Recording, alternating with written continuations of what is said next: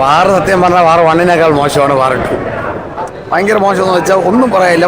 നമുക്ക് 3 മണിക്കൂർ കണ്ട് സഹിച്ചിരുന്നില്ലേ, അത് തന്നെയാണ് ഏറ്റവും വലിയ വാറെന്ന് പറയാം. അല്ലാതെ ഈ പടത്തിനെ പറ്റി പൊക്കി പറയാനോ ഒന്നുമില്ല. സ്ഥിരം ടെംപ്ലേറ്റിനെ എടുത്ത് കയറ്റി വെച്ചിട്ടുണ്ട്, വേറെ ഒന്നും പറയാനില്ല. ഭയങ്കര ഒരു VFX ഒക്കെ ഇതിന് നമ്മൾ ചെയ്ത ഇതിനേക്കാൾ വൃത്തിയായിരിക്കും, ആ ഒരു ലെവലായിരിക്കുന്നത്. കാരണം ഇത്രയും അപ്ഡേറ്റ് ആയ ഒരു സമയത്ത് ഇങ്ങനെ ഒരു മോശം ലെവലൊരു പടം ചെയ്യേണ്ട ആവശ്യമൊന്നും ഇല്ലായിരുന്നു.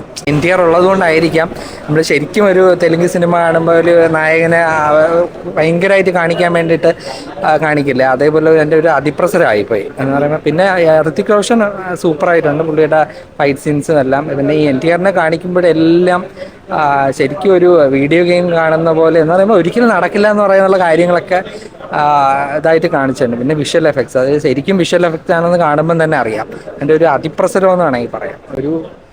എനിക്ക് സഹിക്കാൻ പറ്റില്ല. അമ്മാതിരി ഒരു നമ്മളെ ബാലകൃഷ്ണയുടെ ഒക്കെ സിനിമകളൊക്കെ കാണില്ലേ, അതേപോലെ ഓവറായിട്ട് കാണിച്ചു കൂട്ടിയിട്ടുണ്ട് സിനിമ. ആക്ഷൻ ഋതിക് റോഷൻ മാത്രമായിട്ടുള്ള കുറേ ആക്ഷൻസ് ഒക്കെ ഉണ്ട്, അതൊക്കെ അടിപൊളിയാണ്. പക്ഷേ NTRും കൂടെ കയറി വരുമ്പം പിന്നെ അതങ്ങ് ശരിക്കും ഒരു തെലുങ്ക് സിനിമയുടെ ആ ലെവലിലോട്ട് അങ്ങ് പോകും. ബാലകൃഷ്ണയുടെ സിനിമയിലൊക്കെ കാണിക്കുന്ന പോലുള്ള ഒരു കുറച്ചധികം ഓവറാണ്. ഉണ്ടൊക്കെ പോരാ, കിട്ടില്ല. അവസാനത്തെ ഒരു അരമണിക്കൂറാണ് സ്പൈ ആയിട്ട് കണക്ട് ചെയ്തിരിക്കുന്നത്. കൊള്ളാം, കുഴപ്പമില്ല, കണ്ടുകൊണ്ടിരിക്കാം.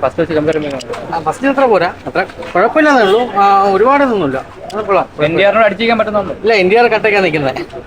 NTR ആണ് ഒരു അല്പം നമുക്ക് മുൻഗണനയായിട്ട് നിൽക്കുന്നത്. കൊള്ളായിരുന്നു, കുഴപ്പമില്ല, ഞാൻ എൻജോയ് ചെയ്തു. എന്തായിരുന്നു മുമ്പത്തെ സ്പൈ യൂണിവേഴ്സ് പടങ്ങളുടെ കാട്ടി ഇച്ചിരി കൂടെ ഭേദം.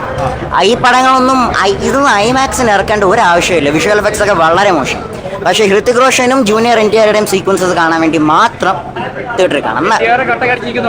ആവശ്യത്തിന് വയ്ക്കുന്നുണ്ട്. ആളൊരു ടെമ്പർ എന്ന് പറഞ്ഞൊരു പടമുണ്ട് തെലുഗുല്, അതിൻ്റെ ഒരു ഫീലാണ് ആൾ ഇതിൽ പിടിച്ചേക്കുന്നത്. രണ്ടും വർക്കായിട്ടുണ്ട്. ഋതിക് റോഷനും ജൂനിയർ NTRയുടെ കോമ്പിനേഷൻ സീക്വൻസ് ആണ് ഏറ്റവും നല്ലത്. ഡാൻസ് തിയേറ്ററിൽ മസ്റ്റ് വാച്ചായിരുന്നു. ആ തിയേറ്ററിൻ്റെ അത് നല്ലപോലെ കാണാൻ പറ്റുന്ന ഒരു സീക്വൻസ് ആണ്. വേണമെങ്കിൽ അതിനുവേണ്ടി മാത്രം തിയേറ്റർ വന്നതാണ് അവരുടെ രണ്ടുപേരുടെ ഡാൻസ്. ആ പാട്ടും വർക്കൗട്ടായി. എനിക്ക് സിനിമ എൻജോയബിൾ ആയിട്ട് തോന്നി. സൂപ്പർ പടമൊന്നുമല്ല, കണ്ടിരിക്കാം. വിഷ്വൽ എഫക്ട്സ് ഒക്കെ മോശം, കഥ വളരെ സിമ്പിൾ, പക്ഷെ പടം എൻജോയബിൾ ആണ്. അയ്യോ, ലോജിക്കലൊന്നും നോക്കേ വേണ്ട. ലോജിക്കൽ എന്ന് പറഞ്ഞ സാധനം നോക്കില്ല, പക്ഷെ എൻജോയബിൾ ആണ്, കണ്ടിരിക്കാം.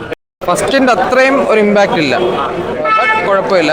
പിന്നെ പെർഫോമൻസ് NTR കുഴപ്പമില്ലാതെ പിടിച്ചിരിക്കുന്നുണ്ട്. പക്ഷേ ദ ബെസ്റ്റ് എന്ന് പറയുന്നത് ഋതിക് റോഷൻ തന്നെയാണ്. ഋതിക് തന്നെയാണ് ഏറ്റവും സൂപ്പറായിരിക്കുന്നത്.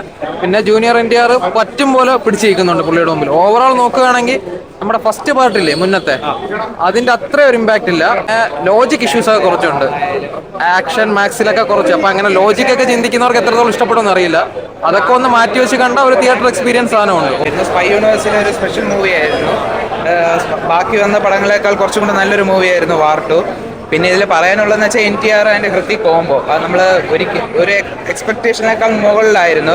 നോർമലി നമ്മൾ ട്രെയിലറിൽ കണ്ടതുപോലെ ചില ആൾക്കാർ പറഞ്ഞു മോശം സീൻസ് ഒക്കെയാണ്, പക്ഷേ VFX എല്ലാം വളരെ നല്ല രീതിയിൽ തന്നെയായിരുന്നു അവർ ചെയ്തിട്ടുള്ളത്. വേറെ കുഴപ്പമൊന്നുമില്ല. ഡാൻസ് ആയാലും സോങ് ആയാലും വളരെ നല്ല രീതിയിൽ തന്നെയാണ് വാർ 2-ൽ പ്രസന്റ് ചെയ്തിട്ടുള്ളത്. എല്ലാ ക്യാരക്ടേഴ്സിനും അവരുടേതായിട്ടുള്ള നല്ല പ്ലേസ്മെന്റ് എല്ലാം കൊടുത്തിട്ടുണ്ട്. തുടക്കം മുതലേ നിങ്ങൾ ഇതൊരു പാരലൽ വേൾഡിൽ നടക്കുന്ന അല്ലെങ്കിൽ പാരലൽ യൂണിവേഴ്സിറ്റി സെറ്റ് ചെയ്തിട്ട് അല്ലെങ്കിൽ വീഡിയോ ഗെയിം മോഡിൽ ആണ് ഈ ഒരു സിനിമയെ അപ്രോച്ച് ചെയ്യേണ്ടത്. അല്ലാതെ ഇതിനകത്ത് ലോജിക്ക് നോക്കാനോ അല്ലെങ്കിൽ കഥയിൽ ഇങ്ങനെയാണോ അല്ലെങ്കിൽ ഇന്ത്യയുടെ സുരക്ഷാ ഏജൻസി ഇങ്ങനെയൊക്കെയാണോ പ്രവർത്തിക്കുന്നത് എന്നൊന്നും ചോദ്യങ്ങൾ ചോദിക്കാൻ പാടില്ല. അതായത് പറക്കുന്ന ഫ്ലൈറ്റിൻ്റെ മുകളിൽ ചാടി കയറി എന്നിട്ട് ഫൈറ്റ് ചെയ്യും, അങ്ങനെ ഒരാൾ ഫൈറ്റ് ചെയ്യും, അല്ലെങ്കിൽ ഒരു സ്പീഡ് ബോട്ട് എങ്ങനെ റേസിംഗ് ട്രക്കിൽ കൂടെ പോകും, ഇങ്ങനത്തെ കാര്യങ്ങളൊന്നും ചോദിക്കാൻ പാടില്ല. ചോദിക്കാതെ ഇത് ലോജിക്കെല്ലാം കംപ്ലീറ്റ് മാറ്റി വെച്ചത് ഒരു പ്യുവർലി എൻ്റർടൈൻമെൻറ്റ് എന്നുള്ളൊരു പോസിൽ കണ്ടിരുന്നു കഴിഞ്ഞാൽ ഇഷ്ടപ്പെടും.